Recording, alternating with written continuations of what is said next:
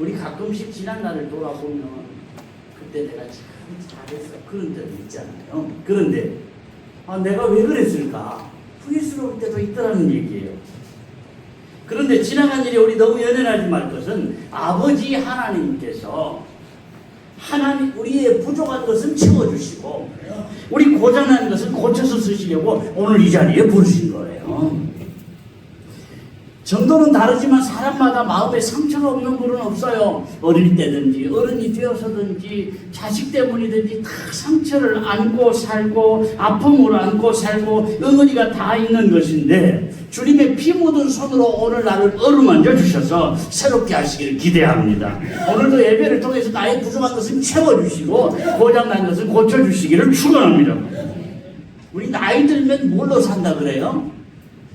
나이 들면 밥심으로 사는 거예요. 그러잖아요. 그런데 우리 믿음의 사람들은 밥심으로 사는 게 아니에요. 우리는 말씀의 힘으로 살고 하나님 주신 힘으로 사는 거예요. 오늘도 말씀을 통해서 나에게 제대로 사는 길을 가르쳐 주시고 또 아버지 하나님이 환경을 넉넉히 감당한 힘을 주실 줄로 기대하고 믿습니다. 하나님 주시는 힘 받으면요, 은혜 받으면 나 자신을 이겨요. 세상에서 제일 힘든 게 나를 이기는 거잖아요. 나 자신을 이기는 거예요. 옛사람을 이기는 거예요. 육신의 욕심을 이기는 거예요. 악한 영의 역사를 이기는 거예요. 얽힌 것들이 풀려지고 막힌 것들이 열려지기를 축원합니다. 오늘도 믿음으로 기도 예배하는 가정마다 에바다의 은혜가 임하기를 축원합니다. 오늘 18절 말씀을 보겠습니다. 나의 필요함으로 너희에게 순종하되 하나고 반응하는 자들에게는 아니라 부끄러운 자들에게도 아니라. 이 말씀은 주인의 입장에서는 당연한 이야기죠. 그런데 당시 노예의 입장에서 들으면 화가 나는 말씀입니다. 로마 사람들은 많은 노예를 부리면서 살았는데 어느 정도로 노예 학대가 심했느냐? 심부름을 시켰어요. 근데 노예가 조금 늦게 갔다 왔어요. 그러면 300대를 때릴 수 있다. 매질을 300대를 할 수 있다는 그런 규정이 있고요. 또 여주인의 몸치장을 돕는 여종이 실수로 거울을 깨뜨렸어요. 그럼 어떤 벌을 내리느냐? 두 손을 잘라버려요. 상상도 못할 일이죠. 물론 지금 같은 시대가 아니라서 거울이 귀하긴 했지만 거울 깨뜨렸다고 두 손을 잘라버릴 정도가 되니까 그거는 노예 학대가 심해도 너무 심한 거예요. 만일에 노예가 주인을 대항해서 죽였다 그러면 그래서 그 가족뿐만 아니라 그 집안에 있는 노예들 전체를 다 죽여버려요. 그 당시에 법이 그랬어요. 노예 검투사들은요 죽을 때까지 피를 흘리며 싸우다 그렇게 죽어요. 노예로 사는 것도 억울해요. 노예로 태어난 것도 억울합니다. 그런데 까다로운 주인을 만나서 학대를 받더라도 순복하고 살아야 한다. 이 말은요 노예들에게는 복음이 아니라 저주예요. 하나님이 정하신 위계 질서를 단순히 주인과 사원뿐만 아니고요 부모와 자녀로 생각할 수도 있고요 상사와 부하로 생각할 수도 있고요 교사와 학생으로 생각할 수도 있고요 선배와 후배로도 생각할 수 있습니다. 다 같은 이야기입니다. 순종하되 내 마음에 드는 사람에게만이 아니라 까다로운 사람들에게도 그리하라. 이것이 하나님 앞에서 아름다우니라. 아름답다는 말은 하나님의 마음에 합한 일이라는 말씀이잖아요. 그러면서 20절에는 이렇게 말씀을 합니다.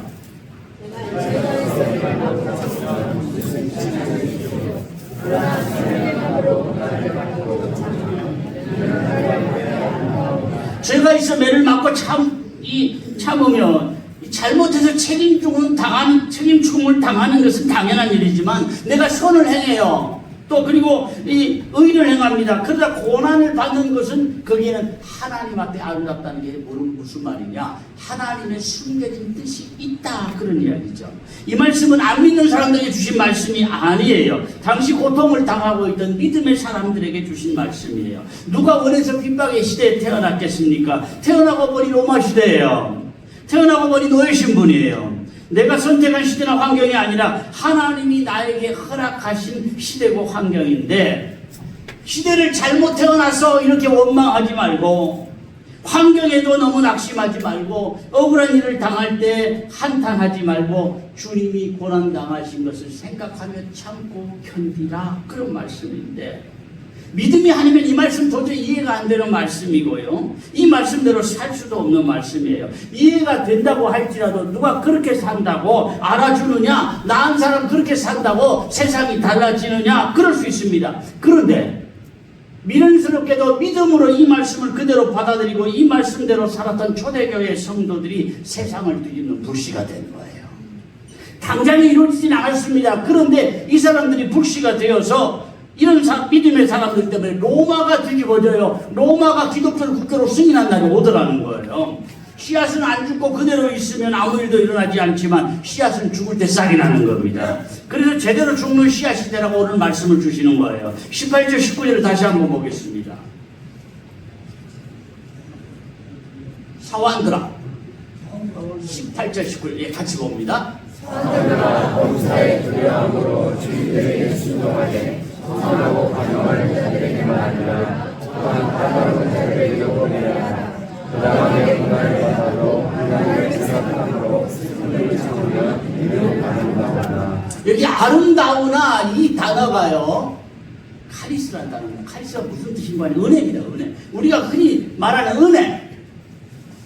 아름답다고 번역을 했지만 사실은 은혜라는 단어를 여기서 쓰고 있어요. 애미 고난을 받으면서도 하나님을 생각하면서 참는 것은 주님으로부터 은혜 받을 좋은 기회라는 의미도 있습니다. 더 좋은 은혜를 준비해 놓으셨다. 아멘. 부당하게 고난을 받아도 하나님을 생각하면 참을 수 있다는 말씀인데, 베드로가 예수님을 3년 동안이나 따라다니면서 애미 고난 당하신 예수님 많이 봤잖아요. 그때마다 예수님은 참으시더라는 거예요. 그런데 지나고 보니까 참으시고 나니 결과가 좋더라. 이것을 머리에 회상하고 있는 겁니다.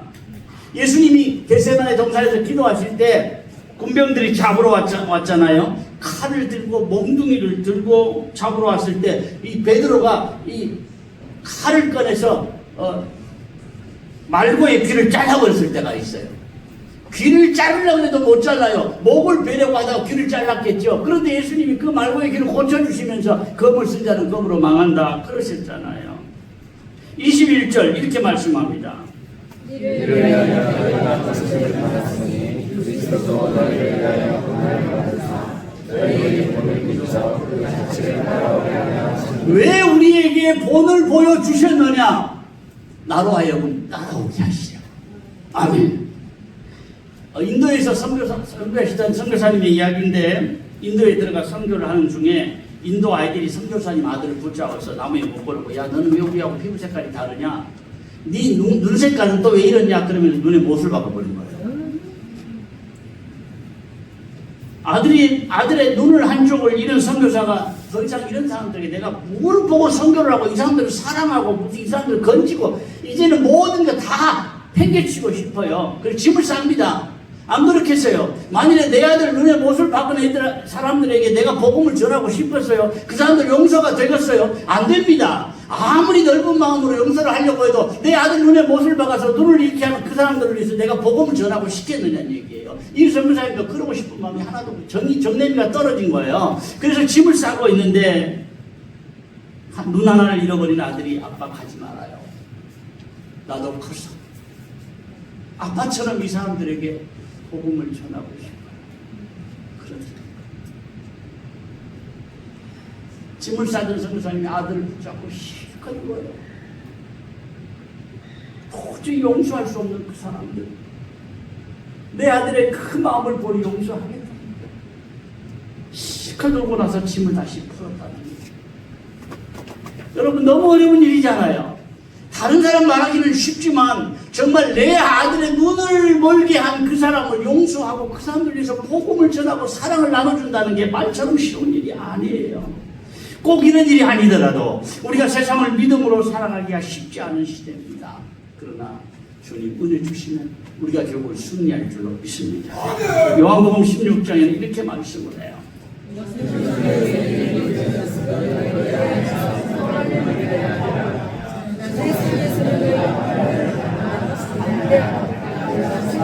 너희가 살라면 당하라, 담대하라, 내가 세상을 이기었노라. 나에게 주시는 말씀으로 받으시길 바랍니다. 세상에는 세 종류의 사람이 있어요. 크게 보면은 첫째는 악으로 갚는 사람이 있습니다.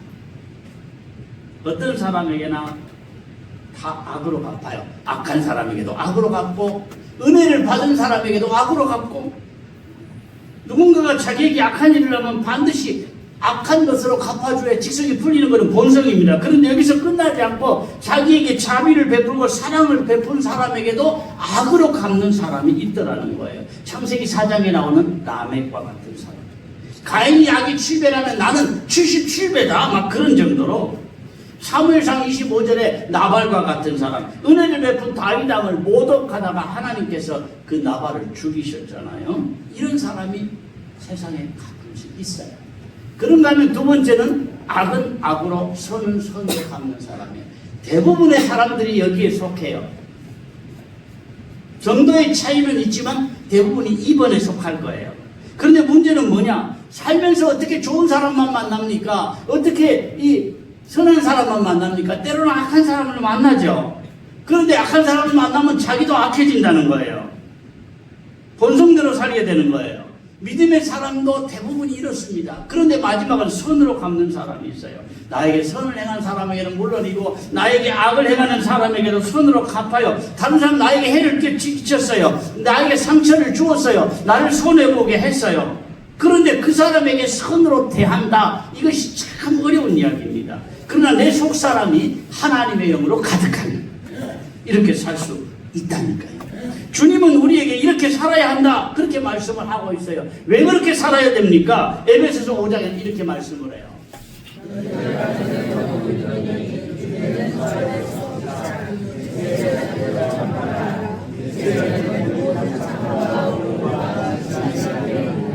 전에는 이제는 달라졌다는 거죠.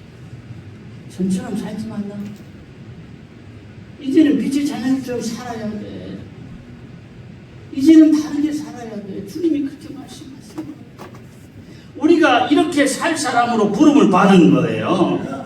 악한 영의 역사는 자꾸 우리를 부추깁니다. 야, 험한 세상 어떻게 그렇게 살아? 모질게 살아야 돼. 단단해져야 돼. 안 그러면 네가 죽는 세상이야. 그런 마음으로 주변 사람들에게 자꾸 악을 심어요. 그러니까 선한 일을 한 사람에게까지 악으로 갚으니까 악은 악으로 선은 선으로 그렇게 사는 사람들까지 억울하게 만들고 분하게 만들어서 세상이 점점 악으로 사는 사람들이 많아지는 거예요. 그래서 주님께서 믿음의 사람들에게 뭐라 그랬는데 악에게 치지 말고 선으로 악을 이기라 하면 억울하고 원수 갚을 일이 분명히 내게 있는데 내가 하지 말고 어떻게 하라? 하나님께 맡겨버려라. 로마서 12장 19절에 이렇게 말씀을 합니다.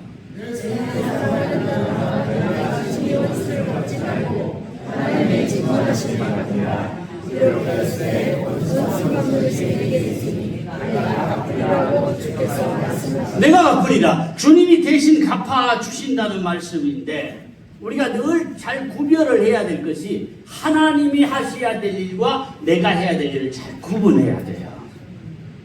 공평하신 하나님께 그냥 맡겨버리세요. 하나님이 공평하게 하지 않더라. 길게 보면 안 그렇습니다. 하나님의 때에 하나님의 방법으로 하나님의 공의를 이루실 줄로 믿습니다. 현실 세계에서는 답답한 것 같아요. 하나님의 공평하심은 때로 안 나타나는 것 같습니다. 하나님은 공평하지 않은 것 같습니다. 그런데 이것이 우리의 믿음을 주님께 보여드리는 거예요. 당장에 안 나타나도 당장의 상벌이 눈에 안 보여도 주님께 맡겨버리는 믿음. 왜 우리가 친히 원수를 갚지 말아야 되느냐? 깊이 생각을 해보면요. 당장 내 앞에서 잘못한 그 사람 내가 갚아주고 싶어요. 그런데 내가 깊이 생각해보면 그 사람보다 내 잘못이 더 크더라고요. 꼭 그 사람에게 잘못한 게 없더라도 하나님 앞에서 나 자신을 생각해보면 나는 저 사람보다 더 큰 죄인인데 그런 마음이 들더라고요. 또 한 가지는요. 내가 원수를 갚는다고 내 속에 응어리가 풀리는 게 아니에요. 상처받았어요. 마음에 아픔이 있어요. 응어리가 생겼습니다. 그런데 원수 갚아주면 시원할 것 같죠. 그런데 원수를 갚는다고 상처가 치유되지 않아요. 응어리가 풀리지 않아요. 톨스토이가 쓴 재난의 원인이라고 하는 소설에 이런 내용이 있습니다. 담장을 사이에 두고 사이좋게 지낸 이웃이 있었습니다. 그런데 하루는 이쪽에 살던 암탉이 이웃집으로 넘어갔다가 돌아오는데 꼭 암탉이 알을 낳으면 이 이 우는 울음소리가 있잖아요. 그렇게 하고 오는 거예요. 그래서 아이가 야 우리 닭이 네 집 가서 알을 낳은 것 같다. 알 찾아봐라. 그러니까 아이가 없다 그래요. 아니 분명히 있을 것이다. 없다. 그래요. 서로 옥신같이 하다 이제 서로 치고받고 애들이 싸워요. 그걸 보면서 엄마들이 이제 싸움에 개입을 합니다. 그거 보면서 나중에 남편들이 아빠들이 싸움에 개입을 해요. 한쪽이 힘이 딸려요. 그러니까 에라이 그러고는 이웃집에 불을 질러버렸어요. 불이 막 타니까 이 사람이 기분이 좋은 거예요. 그런데 바람이 휙 돌아서 이쪽 집에도 불이 옮겨 붙었어요. 두 집이 다 홀라당 다 타버렸다는 얘기예요. 어디서 그랬냐고 물어보지 마세요. 그냥 소설이에요, 소설. 톨스토이 같은 소설 가운데. 여러분, 당장에 복수를 해주면 시원하고 좋을 것 같은데 안 그렇더란 얘기예요. 다윗이 아들 압살롬의 반역을 피해서 도망갈 때 이야기입니다. 시므이가 돌을 던지면서 다윗을 저주를 해요. 신하가 저런 놈이 왕을 저주를 해. 당장 가서 목을 베어보겠습니다. 그럴 때 저 같으면 알았어 해 그럴 것 같아요. 왜냐하면 내가 목 베어와라 그렇게는 못하잖아요. 그러니까 알았어 해. 그럼 알아서 할 거 아니에요. 나는 죄 없어요 그러면. 괜히 나쁜 놈 만들지 말아요 또. 그런 식으로 쳐다보면 제가 나쁜 놈 되는 겁니다. 저 같으면 그렇게 딱 그런 이야기입니다. 실제로 만일에 그런 상황이 되면 안 그럴지도 몰라요 그거는. 어쨌든 이 다윗이 알아서 해 그렇게만 해도 시원하게 목을 날려버리고 꿀꿀하던 마음이 좀 나을 건데 다윗이 뭐라 그러느냐. 사무엘하 16장 11절에 보면 이렇게 말씀해요. 또 다윗이 야기스와 이스라엘에 이르되 내 몸에서 나아가고 내 생명을 해하려거든 황무전이 일어나리라. 여호와께서 내게 명령하신 것이니 너가 저주하려거든. 지금 당장의 아들의 쿠데타 때문에 왕궁을 쫓겨서 도망가는 처지에 이런 마음 갖는다는 게 참 어려운 이야기입니다. 다윗은 평소에도 하나님을 많이 사랑하고 그 믿음의 중심이 좋았거니와 도망가고 급박한 상황 속에서도 이 믿음이 잃지 않았어요. 사람은요, 급박할 때, 절박할 때 그 심성이 드러나는 거고요. 그 믿음이 절박할 때 드러나는 거예요. 다윗은 정말 믿음의 사람이었어요. 이어서 12절에는 이렇게 말씀을 해요.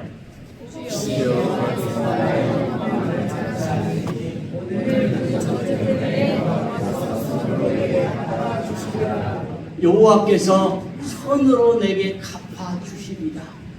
하나님이 지금은 도망가고 목숨을 부지하기 위해서 이 비참한 처지에 있지만 하나님이 좋은 것들로 내게 갚아주실 때가 올 줄로 기대한다, 믿는다, 그런 고백이잖아요.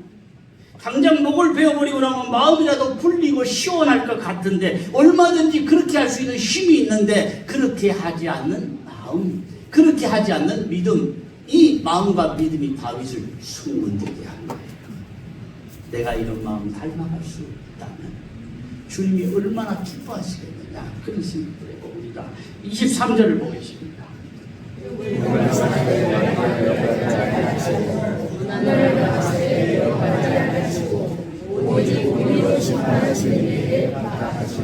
여기 위협한다는 단어가요, 앞에 있네요. 이 경고한다는 그런 뜻이 되게 강합니다. 위협한다로 번역을 했지만 사실 애매하게 내가 고난을 받을 때 상대를 향해 야 당신 그렇게 살면 나중에 안 좋을 거예요. 하나님이 그냥 놔두실 것 같아? 심는 대로 거두는 거예요. 그런 말 할 수 있잖아요. 그렇게라도 하면 내 속이 좀 풀릴 것 같아요. 그런데 이런 말도 안 하셨다는 거예요. 적극적인 복수가 아니라 경고도 안 했다는 이야기예요. 원수를 갚는 게 아니라 최소한 분풀이도 안 하셨다는 이야기입니다. 여러분, 우리가 살면서 주변 사람들에게 상처를 받기도 하고 고난을 당할 때도 있는데 내가 잘못해서 그런 건 당연한 거예요. 그러나 내가 잘못한 것이 없는데 부당한 일을 겪을 때가 있어요. 믿음으로 산다는 것 때문에 애매하게 고난당하고 불리를 당할 때 묵묵히 감수한다는 것이 정말 어려운 거예요.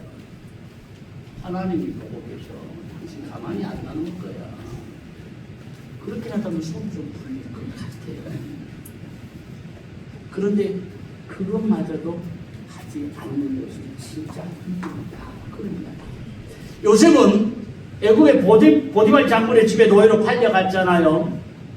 집에서 참 사랑받고 살던 아들이 다른 나라의 노예로 팔려간다. 이건 한 번 노예가 되면 평생 노예예요. 자식을 낳아도 또 노예예요. 이거는 끝장입니다. 인생 최악의 환경입니다. 그런데 요셉의 믿음은 여기에도 하나님의 뜻이 있을 거예요. 그러고는 미련스럽게 거기서 또 성실하게 일해요.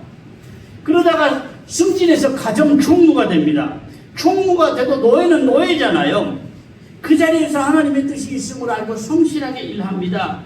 성실하게 일하고 열심히 살았는데 억울한 누명을 쓰고 또 감옥까지 가게 됩니다. 성실하게 살아도 별 수 없구나. 믿음으로 살아도 별 수 없구나. 한번 꼬인 인생 안 풀리구나. 탄식하고 낙심할 수밖에 없는 그런 환경인데 또 감옥에서도 열심히 살아요.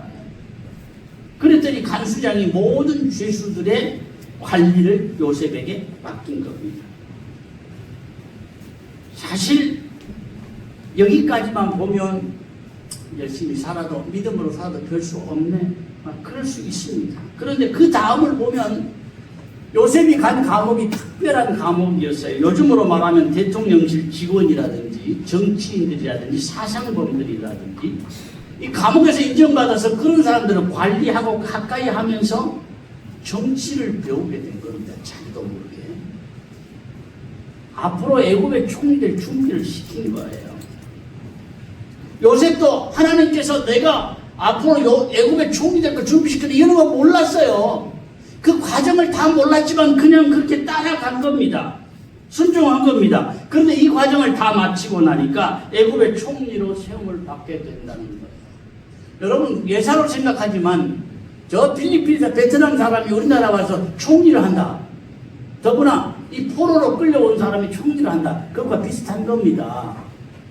당시 애굽은 세계 최강이었거든요.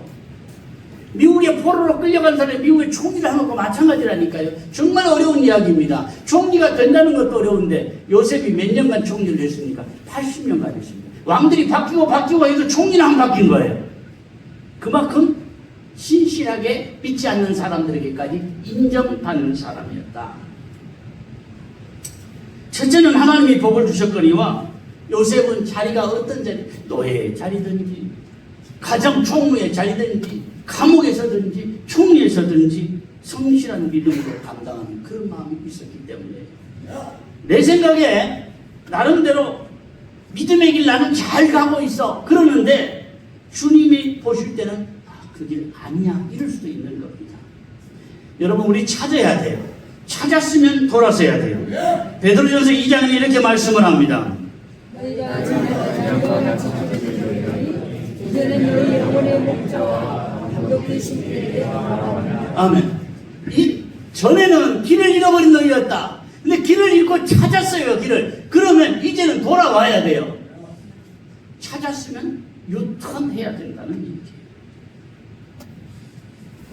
내가 아무리 머리를 짜고 애쓴다고 인생이 열리는 거 아니에요.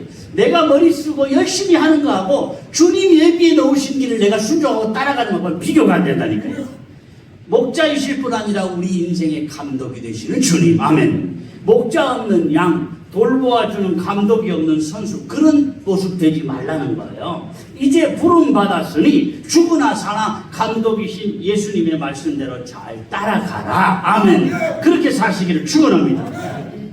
대부분 많은 사람들이 인생의 경험을 좀 쌓고 나면 나는 내가 제일 잘 알아. 내 문제는 내가 제일 잘 알아. 여러분 이것은 고집입니다. 고집으로 인생을 살면 인생이 바뀌지 않아요. 나를 나보다 더 잘 아시는 아버지 하나님. 아버지 하나님은 나의 지난 날을 아실 뿐 아니라 나의 오늘을 아시고 나의 앞날을 아신다니까요. 나는 지난 경험과 오늘밖에 모르고 살아요. 그러나 아버지 하나님은 나의 앞날을 아신다니까요. 나의 내일을 아시는 아버지 하나님.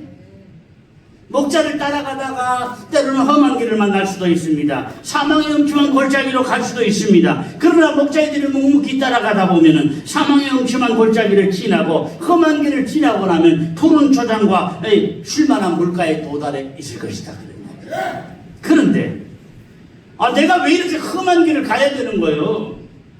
왜 이런 음침한 골짜기로 꼭 가야 되는 거예요? 그러면서 당장 내 눈에 좋아 보이는 길을 가고 나면 가다 보니까 당 떨어져요. 흘러 떨어져 죽든지, 뜨거운 사막을 헤매다가 목이 말라 죽든지, 가다가도 먹을 게 없어서 고통에 울부짖다가 죽든지 그렇게 된다는 거예요. 내가 더 잘 알아. 내 인생은 내가 살아. 이런 고집 부리지 말라는 거예요. 여러분, 고집을 꺾는 것이 믿음입니다. 내 경험으로 얻은 노하우를 주님 앞에 내려놓는 게 진짜 믿음이에요. 어떤 사람들은 세상의 경험으로 교회 일까지도 자꾸 세상의 경험으로 하려고 하는 사람이 있습니다. 여러분, 하나님의 일은 믿음으로 해야 되는 것입니다. 내 경험이나 노하우로 인생을 살려고 하지 말아야 돼요.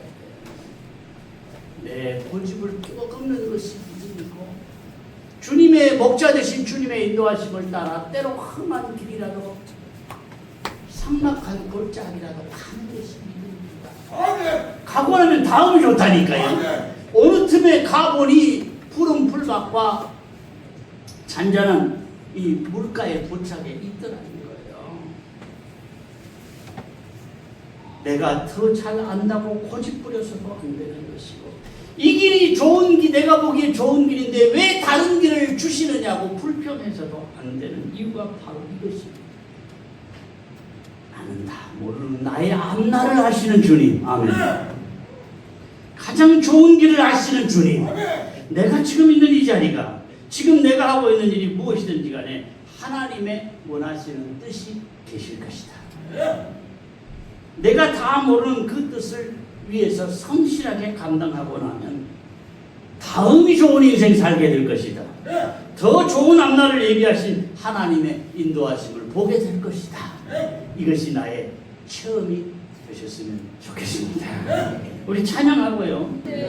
집에서도 하나님의 아들 하나님 보신 만한 믿음의 길이며 아멘.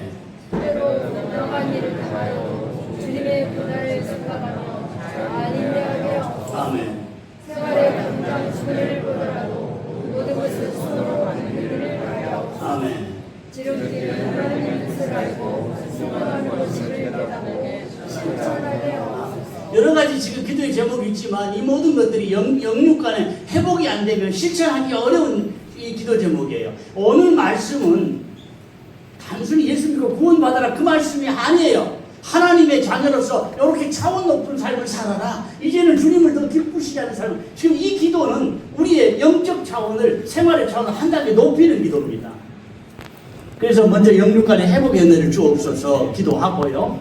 또 이런 하나님을 아름다운 믿음, 주님의 고난을 생각하며 참고 인내하고 선으로 갚는 길을 가고 깨닫고 실천하고 일일이 다 안 해도 괜찮습니다. 오늘 말씀 가운데 내게 은혜 주신 말씀, 내 마음에 부딪혀오는 말씀 한 말씀입니다. 그거 붙들고 같이 기도하면 하나님 그것이 나의 간증거리가 되게 하실 줄로 믿습니다. 우리 같이 기도하겠습니다. 아버지 감사합니다.